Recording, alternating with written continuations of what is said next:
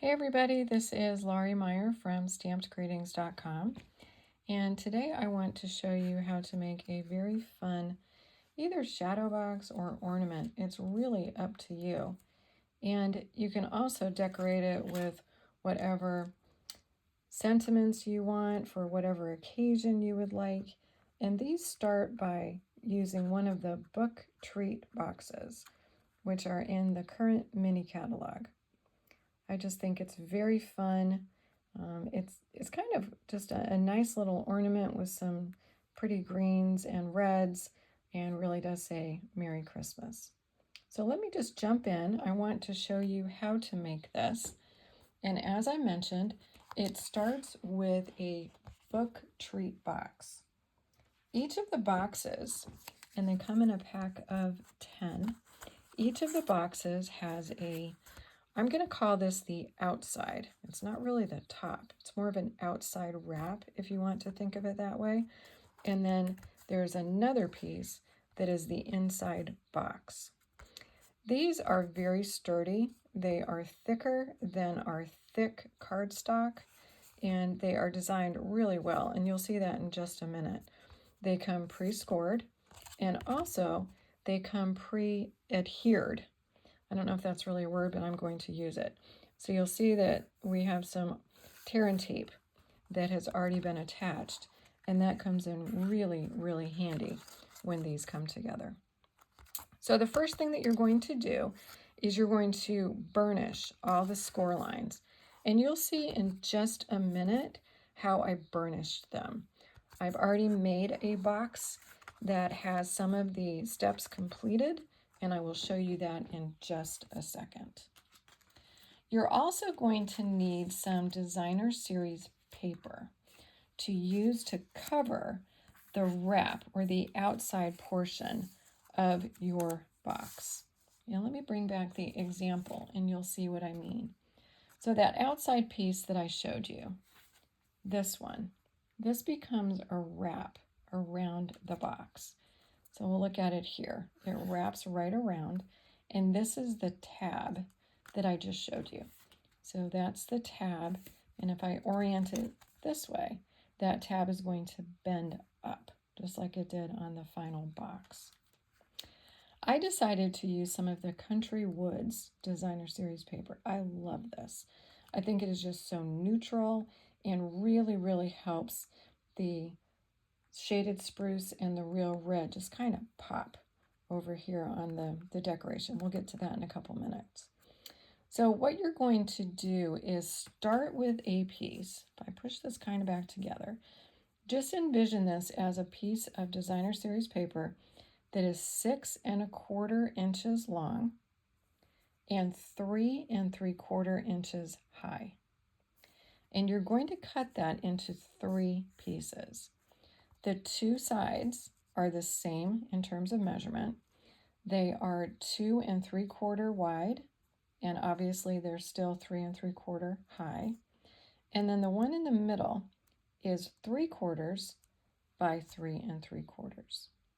All right, and you're going to take those after you have burnished everything, and you're going to adhere them so that they are on the outside of your wrap, and they're going to look like that. Okay, so imagine, if you will, with me, that is what I did. So this is the piece that I'm going to be working with when I construct the box. I wanted to show you more about how to put the design together rather than how to glue the paper onto the outside wrap. But the 3 pieces that I just mentioned are the ones that are attached. 2 things that I have done to this piece when I pull back in the original. Let's just look at one of the changes that I've made. If you look at the tab, this is the original. It is longer than the tab that we're going to use on the box. You may be wondering why. Well, if I leave the tab at the original length, when I make this ornament, that tab is going to go over into the hole. that I'm going to die cut, and I don't want that. So I'm going to take 1 inch off of this tab. So that's one thing. So just take 1 inch off, put it in your paper trimmer, take 1 inch off of the tab, and you'll be good to go.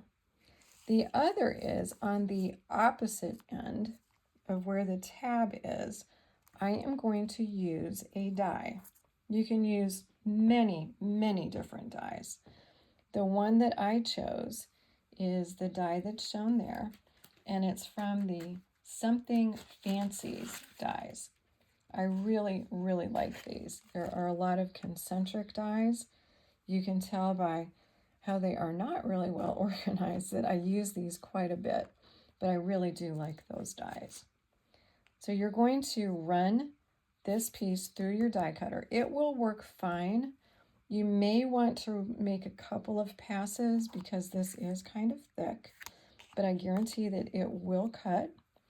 And what you're going to be left with is obviously a die cut in the outer part of your box. What's also nice is you now have a piece that you might want to use for a tag on a gift. And this would be really pretty with some of the decorations that I'm going to use to decorate the box. But for right now, I'm going to put that over to the side. The last thing that I'm going to do, and I am going to do this by showing you, is I want to put a little bit of designer series paper on the end of this wrap. And you're going to see, since I burnished everything, how it comes together.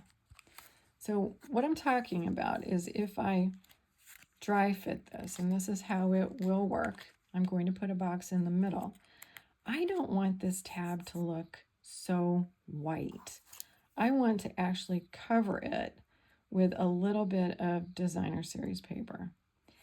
At the end, when I have put all the decorations on, you're really not going to see it, but I think you would see it if it were stark white. So what I've done is I've cut a piece that's about 1/2 inch wide, and it was actually a scrap from when I was cutting the designer series paper for this project. And I'm just going to take a little bit of liquid glue and put that right on the end of that tab. And then I'm going to take this 1/2 inch piece and just put it right over the edge. The cardstock, if we want to call it that these boxes are made of, has a little shine on it. And you'll see, just like it did right then, you have to be a little patient sometimes getting the paper to attach, but it will. You just have to let it kind of sit and agree with you that it is going to stay there. And then I'm just going to take some scissors and give that a cut right at the edge. This does not need to be perfect. This is really meant to simply hide that white area. And now when I pull it back and I show you, it won't be as visible when I get done with the decorations. This I'm just going to save for something else. Okay? All right. Now that we have the outside piece, let's go ahead and put the inside box together.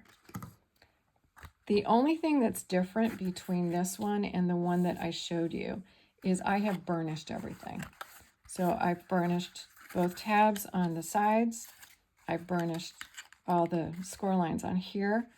And the way that I'm going to put this together is I'm going to orient this so that I have one of the adhesive strips facing me. I'm going to do this without taking the wax paper off the adhesive strip. I want to show you what I'm going to do, and then I will do it. So I'm going to fold these in.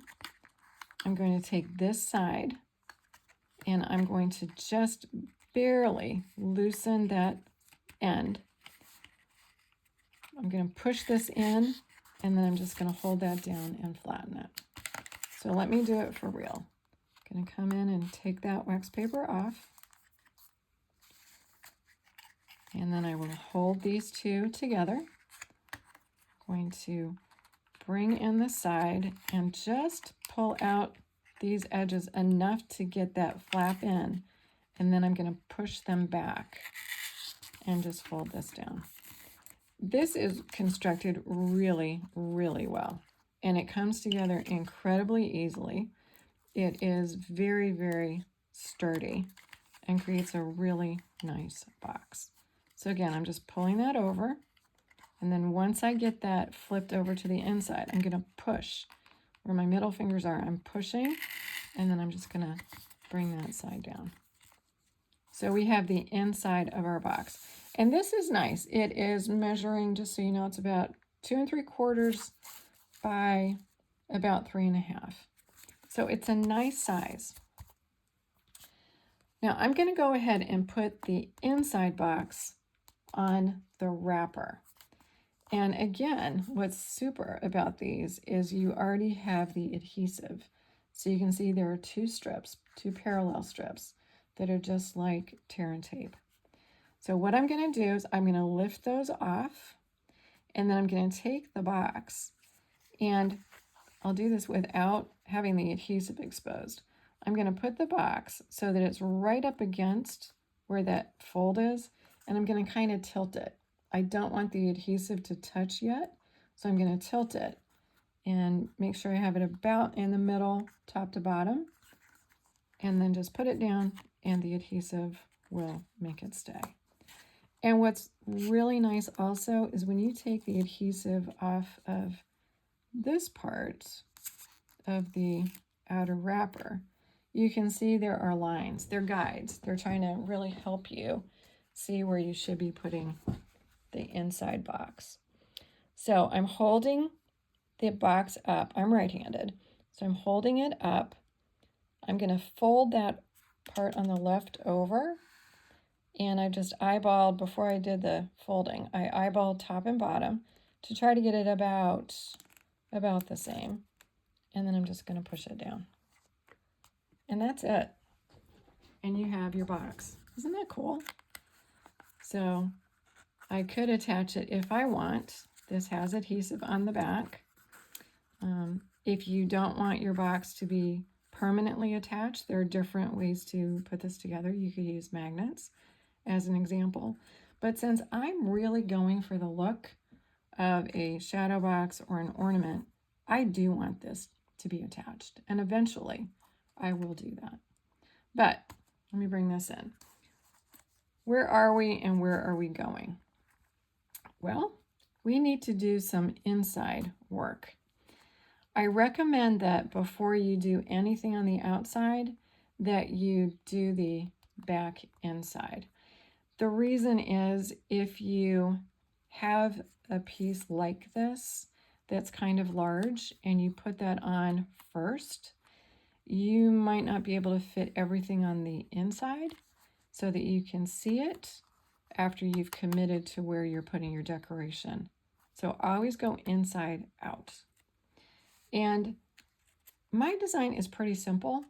I've seen some that are much more elaborate. I mean, think about putting in window sheets and getting layers, or putting in die cuts that would be coming down from the top, or even right up underneath where that die cut window is. I mean, there's so many possibilities.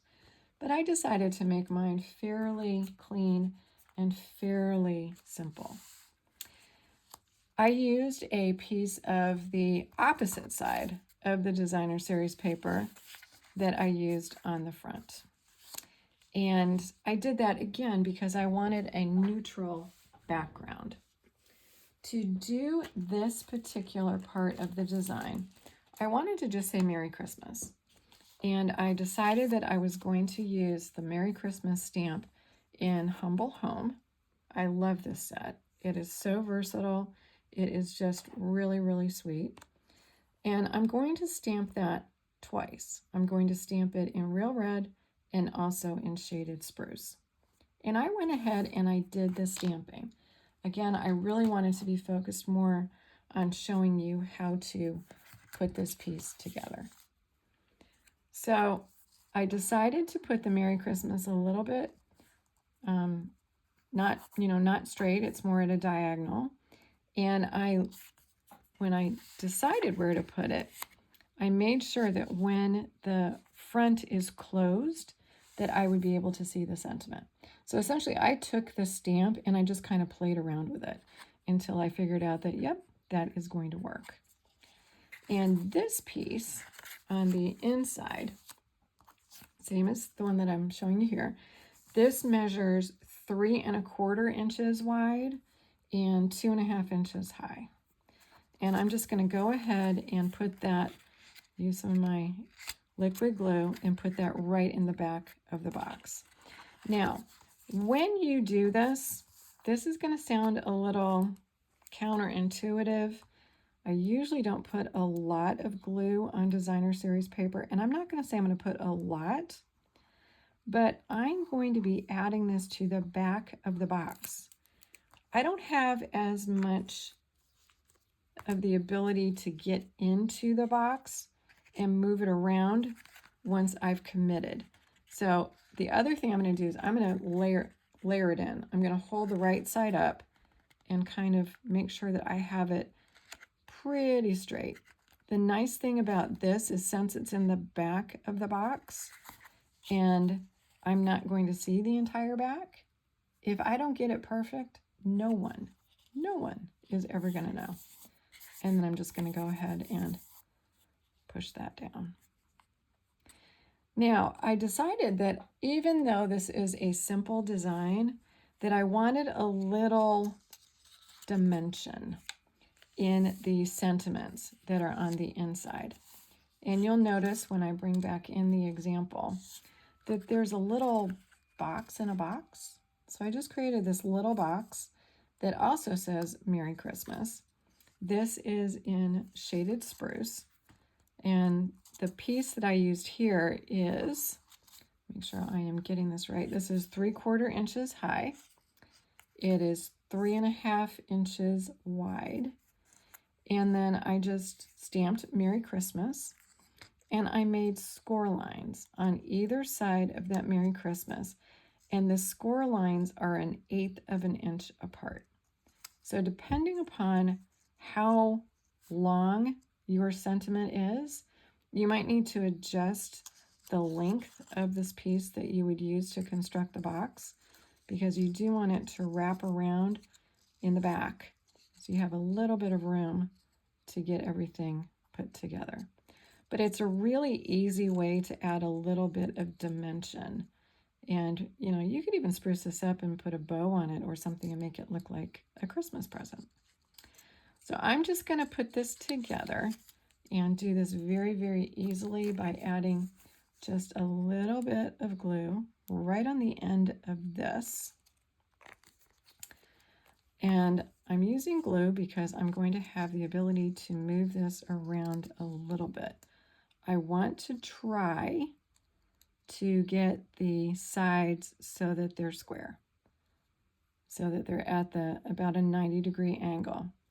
And that way, when I put this in the back of the box, it will look like I've intentionally built a little box. And I'll just hold that for just a second and let that dry. And while that is drying, I'm going to talk about the decoration that I put on the outside.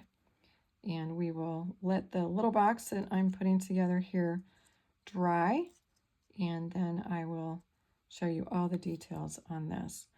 And if the box, which of course this is doing this because I'm on camera, if it decides that it is just not going to cooperate, you could take a pair of tweezers and convince it, or you could take a little piece of tape like I am doing right here and convince it.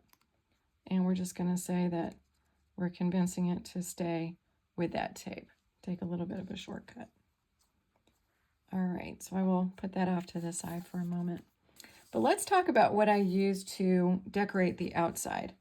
And this is a stamp set that the more I use, the more I love. It is so much fun. It's called More Than Autumn. And what I did is I stamped the coffee cup, this image, on a piece of shaded spruce and I use Memento black ink. And then I die cut that. There is a die. This comes with quite a few dies. It's really amazing, all the dies that are in the set. So I ended up cutting that cup using this die, and that's going to be one of the pieces that will go on the outside. I also cut the whipped cream, ice cream, whatever makes you happy. I used this particular stamp, and I used this on basic beige. This is one of my new favorite colors. It is awesome. I stamped that actually with early espresso. I just wanted a little bit of the really dark brown to come into play. And then I cut that out with the corresponding die that is also in that die set.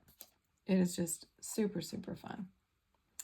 To add a little bit of color to the cup, I use some of the paper that is in the Take a Bow Designer Series paper. I used this one, and I stamped the cup again on this piece. What's nice about it is when you're doing something like this, where what you're really going for is the part that will, you know, in a coffee shop, help you make sure that you keep your fingers not scalding when you pick things up. You don't need to have a big piece. You don't even need to stamp the entire image. You just need to stamp the part that's for the wrapper. And then I cut that out. And I'm just going to put that together. I just thought it was kind of fun as far as, you know, holiday. Definitely said holiday coffee to me. And when you put this together, the first part is very simple and very self-explanatory. I'm just going to take the piece that I cut out for the wrapper part, and I'm going to glue that on. When you cut out a little piece like this, make sure that when you're cutting that you get the outside of the line. For example, you'll see that I made sure I got the black on the outside of that wrapper. It defines the piece that you've cut, and it also gives you a nice visual so that you can really see where you're going to put that piece when you put it down. Now, I want to show you a trick. This is something that you'll run into when you have die cut pieces like this. Notice that the cup comes pretty far up to the edge of the die piece, and you may not want to lose a lot of the detail. There's some really nice detail in that stamp. Here's what I mean. You could put that foam, cream, whatever you want to call it, so that it would look like this, and you would lose a lot of that detail.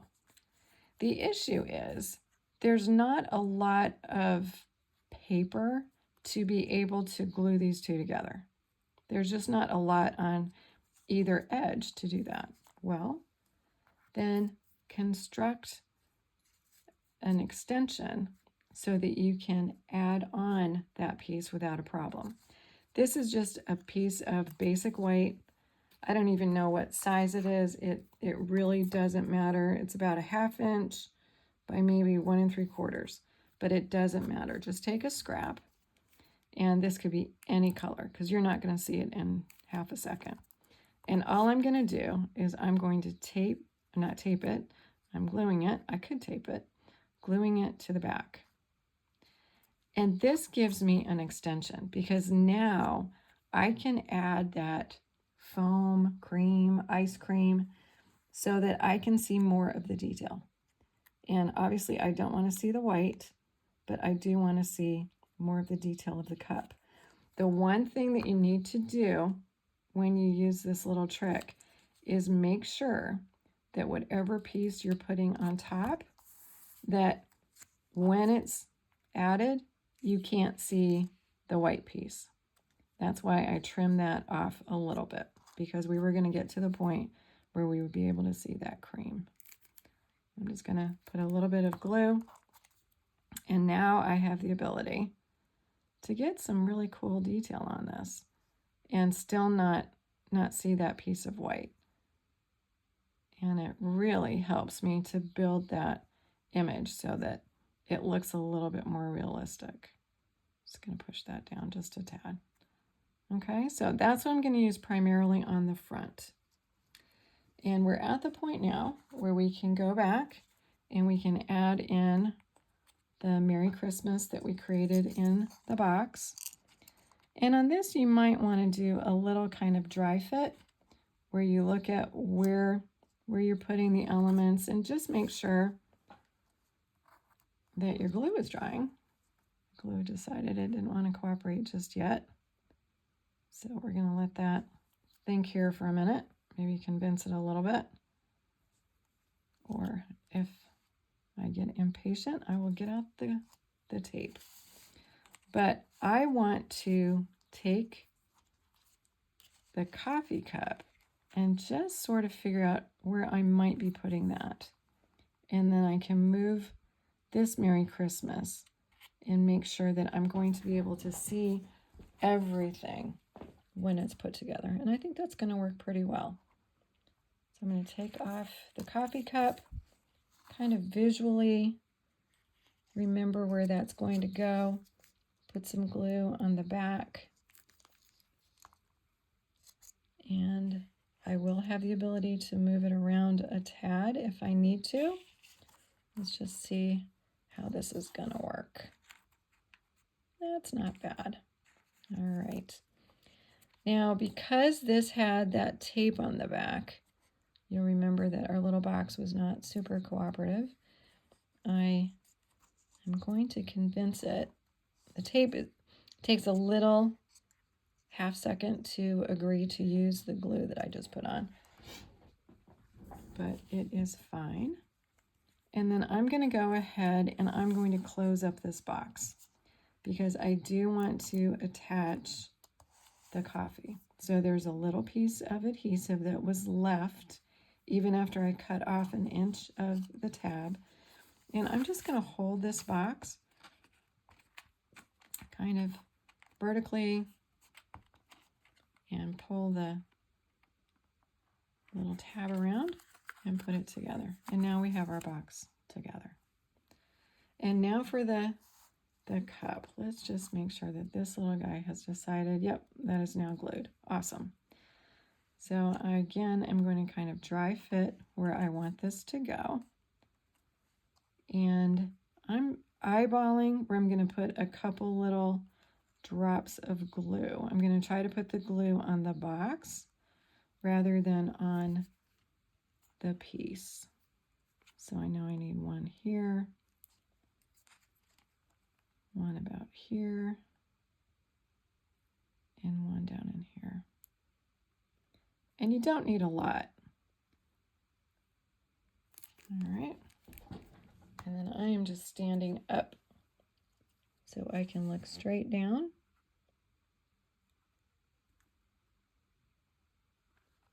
And get that to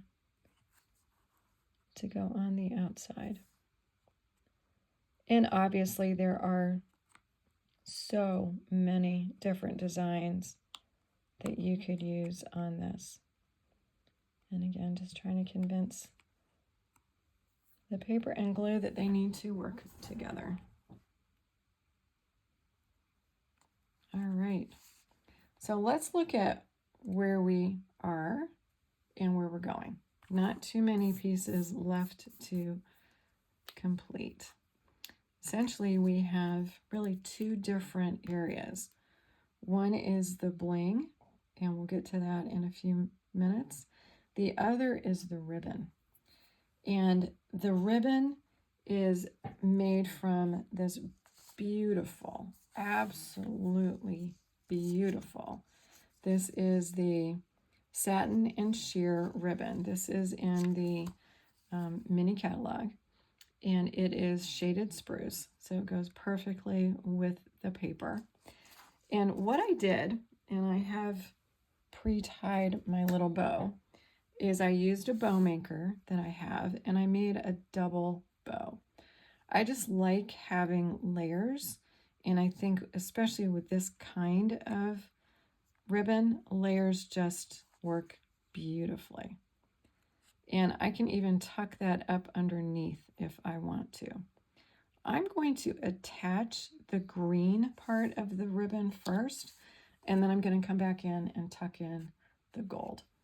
And the way I'm going to attach the ribbon, I have some very large glue dots that I think were from a paper pumpkin a while back. You can use multiple glue dots. You can use tear and tape. Tear and tape would work really well here as well. I just happen to have these, and for the purpose of what I need these to do, they are going to work wonders. So this is the back, obviously, and it's on either side of the knot.